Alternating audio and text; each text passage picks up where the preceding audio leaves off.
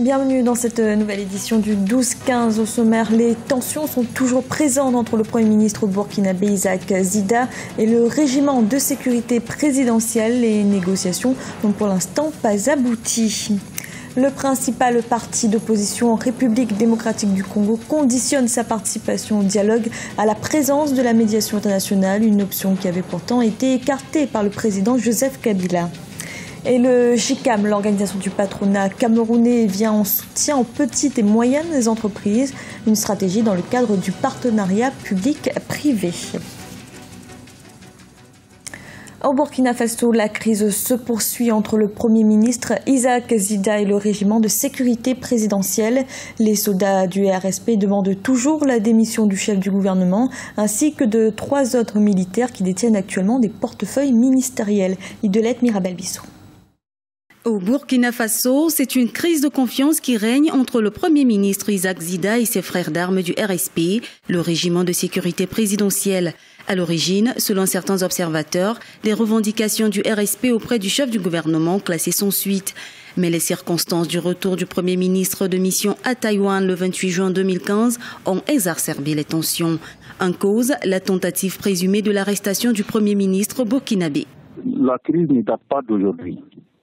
Dès la nomination du Premier ministre Zida, quelques jours seulement après, quelques semaines après, notamment le 26 décembre, il y a eu une intervention de quelques éléments du RSP au Conseil des ministres qui a fait sortir le Premier ministre et puis avec des échanges assez vigoureux avec lui. Cette première intervention était motivée par les décisions que le Premier ministre avait prises de changer le chef d'état-major particulier de l'armée, de la présidence.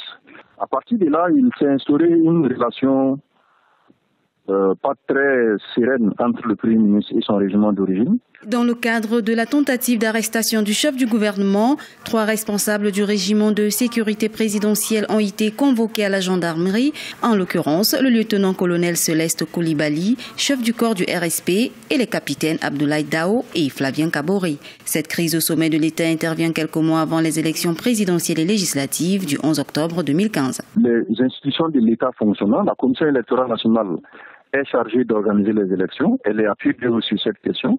Les partis politiques sont presque en campagne pour se préparer à l'élection présidentielle.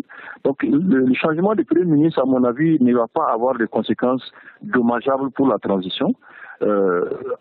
On peut même penser que ça peut apaiser quelque peu les choses parce que c'est l'argument que le RSP donne pour intervenir dans la vie politique de l'État. Tentative d'arrestation ou manipulation, les avis sont partagés. Mais au sommet de l'État, les négociations entamées par le président Michel Kafando le 1er juillet 2015 sont en cours. Le président de la République a échangé avec les hauts cadres de l'armée burkinabé.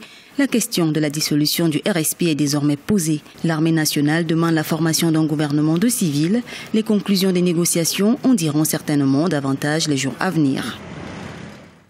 Et toujours au Burkina Faso, le mouvement du peuple pour le progrès a achevé ce dimanche son congrès extraordinaire. À cette occasion, le MPP a investi son candidat pour la présidentielle d'octobre 2015. Il s'agit de Christian Kaboré, ancien Premier ministre et ancien président de l'Assemblée nationale. En République démocratique du Congo, la mise en place du dialogue politique reste compliquée. Le président Joseph Kabila avait refusé il y a quelques jours la présence de la médiation internationale. Mais le principal parti d'opposition, l'UDPS, estime qu'il s'agit d'une condition nécessaire à sa participation. En reportage, notre correspondant Jacques Amboka. Le parti d'Étienne Tshisekedi, l'Union pour la démocratie et le progrès social, UDPS, pose des conditions pour sa participation au dialogue politique initié par le président de la République, Joseph Kabila. Pour ces partis, la médiation étrangère présente plus de gages pour le respect des accords qui y seront obtenus. Le président Étienne Tshisekedi tient à la médiation de la communauté internationale conformément à l'accord cadre d'Addis Abeba dont M.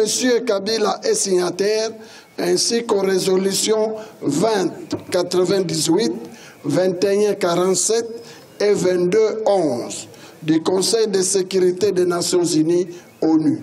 Pour les partis au pouvoir, la République démocratique du Congo est souveraine et a acquis de la maturité. Par conséquent, les différends congolais doivent se régler entre les Congolais. Un pays comme le Congo, un État souverain, vous voulez, lorsqu'il y a des choses que nous devons régler entre nous, il faut appeler un étranger. Nous, ça ne passera pas. C'est dire que nous ne sommes pas à notre place. Nous n'accepterons pas ça. On n'est pas sous tutelle. Nous sommes un État indépendant. Nous avons des têtes, nous avons des gens sages. S'il y a des petits problèmes, on peut les régler entre nous. Bien que les divergences persistent entre les deux parties, l'on note aussi des convergences, notamment en ce qui concerne le nombre réduit de participants à ces assises et la période relativement courte de sa tenue. Cependant, le manque de consensus autour de la question du médiateur pourrait hypothéquer la tenue du dialogue, estiment les observateurs. En attendant, le président de la République poursuit ses consultations et rendra prochainement publique la décision de la tenue ou non du dialogue. Le président angolais José Eduardo dos Santos est arrivé en fin de journée ce dimanche à Rome en Italie. Il doit y effectuer une visite d'État de 2 jours qui vise à renforcer les relations amicales, mais surtout la coopération bilatérale dans les domaines économiques et culturels. Et à noter que le président français François Hollande avait fait escale en Angola lors de sa tournée africaine. Plusieurs contrats et lettres d'intention ont été signés pour un montant de plusieurs centaines de millions d'euros. Au Cameroun, le patronat, à travers son organisation, le JICAM, souhaite s'investir davantage dans la promotion et l'accompagnement des petites et moyennes entreprises. Dans le cadre du partenariat public-privé, des initiatives prennent forme afin de contribuer au développement économique du pays. Idelette Mirabel-Bissou. Au Cameroun, une croissance économique de 5,4% est attendue en 2015. Le secteur privé, à travers le JICAM, groupement interpatronal du Cameroun, intervient à hauteur de 70% au produit intérieur brut du pays. Créé en 1957, le JICAM est devenu au fil des années une organisation patronale majeure, représentative des entreprises nationales. Depuis 3 ans, notre principal défi est d'accélérer la croissance économique et de jeter des ponts pour que véritablement nos entreprises aient cette capacité en termes de compétences et en termes d'accès au financement pour compétir avec les entreprises qui viennent d'ailleurs et que nous soyons présents également sur les grands chantiers qui ont cours en ce moment sur le continent. Avec près de 350 membres, le JICAM compte en son sein environ 1450 sociétés. Dans le cadre du partenariat public-privé, l'organisation accompagne les petites et moyennes entreprises dans la promotion de leur secteur d'activité économique. Et nous avions effectivement identifié les secteurs qui peuvent porter la croissance dans notre pays, de par leur potentiel en création de richesses et création d'emplois. Évidemment, en premier lieu, il y avait l'agriculture. En deuxième lieu, nous avions identifié tout ce qui est mines. En troisième lieu, nous avions identifié les infrastructures, le tourisme qui a un potentiel énorme pour notre pays avec des atouts inimaginables et enfin l'habitat. Nous avons considéré que ces 5 secteurs auxquels on peut ajouter éventuellement les nouvelles technologies de l'information et de la communication, que c'était les secteurs prioritaires. Le secteur de l'industrie camerounaise comprend 11 685 entreprises.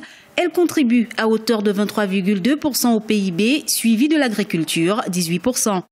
Selon certains observateurs, l'agriculture représente un levier d'accélération de la croissance économique au Cameroun.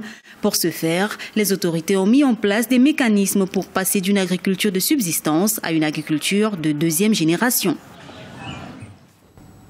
Et sachez que les Comores célèbrent ce lundi les 40 ans de leur accession à l'indépendance. À l'occasion de cet anniversaire, des festivités sont organisées. Une cérémonie officielle a eu lieu dans la matinée place de l'indépendance.